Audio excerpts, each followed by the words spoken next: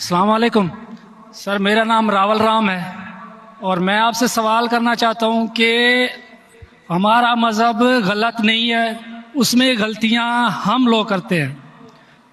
जना हराम है हमारे मज़हब में, शराब नोशी हराम है, जना हराम है, मतलब कि जैसे भी गलत काम सारे गलत उसमें भी लिखे हुए हैं और यही इस्लाम में भी हैं। ये दोनों जो है ना मतलब कि कॉमन है इनमें, तो अच्छी बातें दोनों तरफ हैं और सिर्फ इस बुनियाद पर हमें दोज़ख में डाल दिया जाएगा कि हम सिर्फ कलमा नहीं पढ़ते। अदरवाइज़ हम लोगों में भी वही चीज़ें हैं, सिर्फ इबादत का तरीका और है। बाकी बस इस सवाल मैंने जो भाई साहब आपका नाम क्या है? रावल राम। रावल राम जी जी रावल राम ने एक अच्छा सवाल पूछा जी। उसने कहा कि उनकी मजहब किताब में भी जिना हराम है, बिल्कुल सही फरमाते। उनके मजहब में लिखा हुआ है कि शराब हराम है, बिल्कुल सही फरमाते। आपने अगर मेरी तकरीर सुने हिंदुइज्म और इस्लाम में यकसानियत, आपने सुने वो तकरीर को? जी जी। अच्छा, वो तकरीर में लिखा है हिंदू मजहब में दो किस्म के किताबें हैं, एक श्रुति और एक स्मृति। श्रुति मतलब वो किताब जो भगवान की तरफ से आती है, भगवान की तरफ से। स्मृति वो किताब जो इंसानों ने लिखी है। श्रुति में आता है वेद एंड उपनिषद, स्मृति में आता है महाभारत, रामायण, भगवत गीता, मनुस्मृति एटसेट्रा। आप अगर पढ़ेंगे आपके छंदोग्य उपनिषद जो श्रुति है, छंदोग्य उपनिषद चैप्टर नंबर 6 सेक्शन नंबर 2 श्लोक नंबर 1, नाकस्य कसिज, भगवान एक ही है, दूसरा नहीं है। बिल्कुल भगवान एक है, दूसरा नहीं है। बिल्कुल।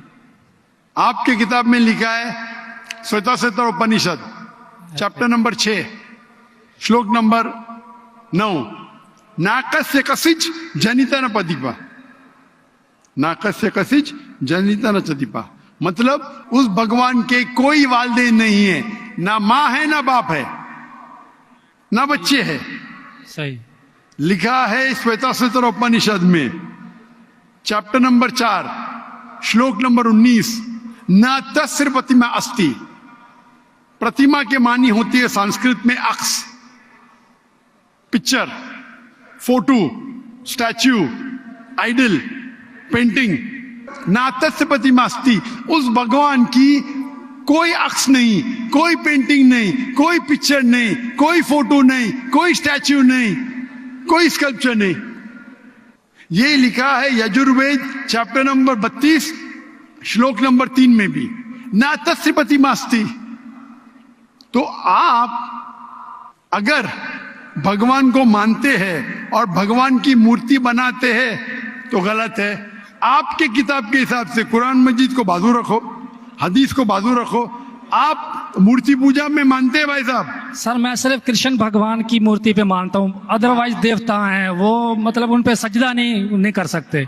अच्छा। सिर्फ कृष्ण भगवान को सजदा कर सकते, उसकी मूर्ति भी जायज है। ये कहाँ लिखा है कि कृष्ण भगवान की मूर्ति जायज है? किधर लिखा है? वो सर मेरे हिसाब से वो खुदा है हमारा, इसलिए। बराबर, हमारे हिसाब से मैं भी अल्लाह में मानता हूँ, लेकिन अल्लाह की मूर्ति नहीं बना सके वो ही अल्लाह में मानता हूँ। अगर अल्लाह की मूर्ति बना सके तो वो अल्लाह ही नहीं है। वलम यकुल लहु कुफुवन अहद। नारे तकबीर। भाई साहब भाई साहब भाई भाई भाई हमारे गैर मुसलमान भाई मुझसे सवाल पूछ रहे, तकबीर अच्छी बात है, लेकिन अभी सवाल जवाब हो रहा है। तो मेरी दरख्वास्त है कि जब गैर मुसलमान भाई पूछते तो उन्हें डरने लगना चाहिए। उन्हें लगना चाहिए कि आपस में हम भाईचारा है। सही। उनको डरने लगना चाहिए। डरते नहीं माशाल्लाह, लेकिन आप ऐसा मत करो कि वो डर जाए। नहीं नहीं बराबर ना? तो आप डरिए मत भाई साहब, ये खाली तकबीर कह रहे। नहीं सर। तो हमारे हिसाब से जी जिस की मूर्ति बना सके वो अल्लाह ही नहीं, और ये वेद में भी लिखेला है। आप इस्कॉन में मानते हैं सर? वो तस्वर है, वो हमें भी पता है कि उसमें खुदा नहीं है, वो एक तस्वर है।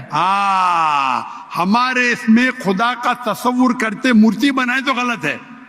तो यही मैं कहता हूं, आप अपनी किताब का अमल नहीं कर रहे, आप अपनी किताब का सही अमल करेंगे तो आप भी जन्नत में जाएंगे। सही बात है, बिल्कुल। तो कुरान हम में नहीं क्या करते ना, हम सुनिए, अपना मजहब पे सुनिए, मतलब फॉलो नहीं करते सुनिए, सही तरीके से। जी, जी। मेरा फॉर्मूला बहुत इजी है। सही। कुरान मजीद में लिखा है सूरह इमरान में सूरह नंबर 3 आयत नंबर 64 में, तालौ इला कलिमतिन सवाइम बैना बैनकुम, आओ हम उस बात की तरफ जो आप और हम में यकसा है। सही। अपन आज माने जो आप और हम में यकसा है, कम से कम उस पे तो अमल करे। मेरा फॉर्मूला यूनिवर्सल है, पूरा भाईचारा है। मैं कहता हूं भाई बाइबल को लेके आओ, वेद को लेके आओ, कुरान को लेके आओ। वेद काफी बड़ी है, जी, जी। बाइबल कुरान से 3 गुना बड़ा है। हम आज वादा करें कि जो यकसा है कम से कम उस पे तो अमल करे। जो यकसा नहीं उसको साइड पे रखेंगे, कल बहस करेंगे। जो यकसा उस पे तो अमल करे। बाइबल में लिखा है, वेद में लिखा है, खुदा है कि खुदा का अक्स नहीं। अगर आप खुदा का अक्स बनाते तो आप वेद के खिलाफ जाते। सिर्फ कृष्ण का बनाओ तो भी गलत है। सर वो भगवत गीता में लिखा है, इसलिए। आप भगवत गीता स्मृति है, भगवत गीता महाभारत का हिस्सा है, सही क्या नहीं? सही। तो महाभारत एक स्मृति है, स्मृति श्रुति के खिलाफ नहीं जा सकती है। अगर स्मृति और श्रुति में टकराव है तो हम श्रुति को मानेंगे, स्मृति को नहीं। वेद और उपनिषद सबसे ऊपर है। सही। तो आपका एक पीएचडी टीचर है, वो कुछ कहता है, और एक बैचलर है। आप पीएचडी वाले उस्ताद को मानेंगे या जो बैचलर की डिग्री वाले उस्ताद को मानेंगे? किसको मानेंगे? कौन से उस्ताद को मानेंगे? PhD sir. पीएचडी। तो आपका पीएचडी वेद है। सही। तो अगर आप मूर्ति पूजा छोड़ देंगे और आपके किताब में लिखा हुआ है, आपके किताब में लिखा है कि आखिरी पैगंबर आने वाले हैं, और आप वेद पढ़ेंगे और पुराना पढ़ेंगे, उसके अंदर कई जगह पे लिखा है कि आखिरी पैगंबर मोहम्मद सल्लल्लाहु अलैहि वसल्लम है। आप अगर कल की पुराना पढ़ेंगे, भविष्य पुराना भी है, कल की पुराना है, और आप मेरी तकरीर सुनेंगे। एक तकरीर है मेरी, मोहम्मद सल्लल्लाहु अलैहि वसल्लम का जिक्र हिंदू मजहबी किताबों में। वक्त की किल्लत होने की वजह से सिर्फ मैं छोटी पॉइंट कहूंगा। आप अगर कल की पुराना पढ़ेंगे, चैप्टर नंबर 2, श्लोक नंबर 5, 7, 11, 15, 17, उसमें लिखा है क्या? एक अवतार आएंगे, आखिरी अवतार आएंगे, जिसके वालिद का नाम है विष्णु व्यास। विष्णु मतलब भगवान, जी, जी। व्यास मतलब उसका बंदा, उसका सर्वेंट। अरबी में तर्जुमा करेंगे तो अब्दुल्ला होता है। आखिरी पैगंबर आएंगे जिसका वालिद के नाम अब्दुल्ला है, उसके मां का नाम है सुमति। सुमति संस्कृत में मतलब अमन, शांति। अरबी में कहेंगे आमिना। मोहम्मद सल्लल्लाहु अलैहि वसल्लम के मां का नाम था आमिना। वो पैदा होंगे एक अमन शहर में, मक्का। उस शहर के ग्रोह के लीडर के कबीले में पैदा होंगे, कुरैश के कबीले में। उसके 4 करीब दोस्त होंगे। जिक्र हो रहा है खुलफा राशिदीन का। और मोहम्मद सल्लल्लाहु अलैहि वसल्लम का जिक्र तो बहुत लंबा है, 2 घंटे की तकरीर दे सकता हूं मैं। सही। तो अगर आप अपनी किताब में मानते, आपको मानना पड़ेगा कि आखिरी पैगंबर मोहम्मद सल्लल्लाहु अलैहि वसल्लम है। आप मानते कि आखिरी पैगंबर मोहम्मद सल्लल्लाहु अलैहि वसल्लम है? सर मैं पढ़ी नहीं है, मैं भी बस ऐसे मतलब कोई सही तरीके से नहीं पढ़ा है, इसलिए मुझे पता नहीं है उसमें। नहीं पढ़ा तो गलती किसकी? मेरी या मेरी गलती है, मैं मान रहा हूँ। तो और आप हमारे मेरी- ऐसे तो करोड़ों आप- लोग हैं जो नहीं फॉलो करते हमारे मजहब को, इसीलिए हिंदुस्तान में जब मेरी तकरीर होती है जी, जी। तो हिंदू का मजमा इससे बड़ा होता है। बिल्कुल देखा है। 5 लाख, 10 लाख, 25%, 20% गैर मुस्लिम होते, 20% हिंदू होते। तो 10 लाख का 20% कितना हुआ? 2 लाख। ये 2 लाख का तो मजमा नहीं ना, क्योंकि हिंदुस्तानी मुझसे मोहब्बत करते हैं जी। और गैर मुस्लिम भी मोहब्बत करते हैं। बिल्कुल। वो पॉलिटिशियन है, जो प्रॉब्लम होता है उनको वोट बैंक का प्रॉब्लम है। अरे हम लोग तो हार जाएंगे अभी। हिंदू जब मेरी तकरीर सुनते कहते कि 2 घंटे में हमने वो सीखा जो हमने 40 साल हमें पता नहीं था। सही। अभी जो मैं हवाला दिया, रेफरेंस के साथ आपकी किताब का हवाला दिया, तो आप अगर सच्चे हिंदू है तो आपको मानना पड़ेगा कि एक भगवान है, उस भगवान की मूर्ति नहीं है, उसके आखिरी पैगंबर मोहम्मद सल्लल्लाहु अलैहि वसल्लम है।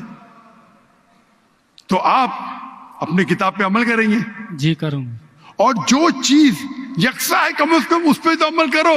जो टकराव है वो बाद में, मैं जानता हूं, मैंने तकरीर की है, इसमें लिखा है कि हिंदू मजहबी किताब में लिखेला है शराब पीना हराम है, कुरान में लिखेला है। सही। आपकी मजहबी किताब में यह भी लिखा है कि सुअर का गोश्त खाना हराम है।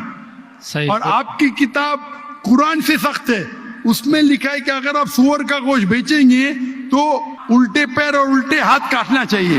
ये किधर हदीस में नहीं लिखेला है, ना कुरान में लिखेला। आपकी मजहबी किताब मनुस्मृति में लिखा हुआ है कि आप उल्टे हाथ और उल्टे पैर काटो अगर वो सुअर का गोश्त बेचता है तो। सही। तो अगर आप सही हिंदू है, आपकी मजहबी किताब पढ़ो। आपकी मजहबी किताब में लिखा हुआ है कि आखिरी पैगंबर आएंगे और आखिरी पैगाम देंगे। आखिरी पैगंबर मोहम्मद सल्लल्लाहु अलैहि वसल्लम है और आखिरी पैगाम है कुरान मजीद। सही। तो अगर आप सच्चे हिंदू हैं तो आपको कुरान मजीद और मोहम्मद सल्लल्लाहु अलैहि वसल्लम की बात मानना पड़ेगा। आप देखेंगे हिंदुस्तान में हजारों की तादाद में हिंदू इस्लाम कबूल किए। अल्लाह हिदायत दिया, मेरे वजह से ने, अल्लाह ने उन्हें हिदायत दिया। क्या मेरे तकरीर के बाद कई लोग, चाहे मजमे में चाहे घर पे, अल्लाह उन्हें हिदायत दे रहा है। मैं आपसे पूछना चाहता हूं, आप मानते हैं कि अल्लाह के आखिरी नबी मोहम्मद सल्लल्लाहु अलैहि वसल्लम है? सर मैंने अभी देखना है, जाकर पढ़नी है किताब, तो अगर उसमें है तो ठीक है, सही बात है। तो मेरी आपसे दरखास्त है कि आप मेरा वीडियो कैसेट जी। हिंदुइज्म और इस्लाम में यकसानियत देखिए जी।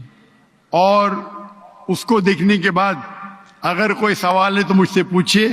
अगर आपको यकीन आता है तो हक है, तो मैं आपको दावत देता हूं कि हक का पैगाम को एक्सेप्ट करो और इंशाअल्लाह ये आपके लिए राह नजात बनेंगी इंशाअल्लाह।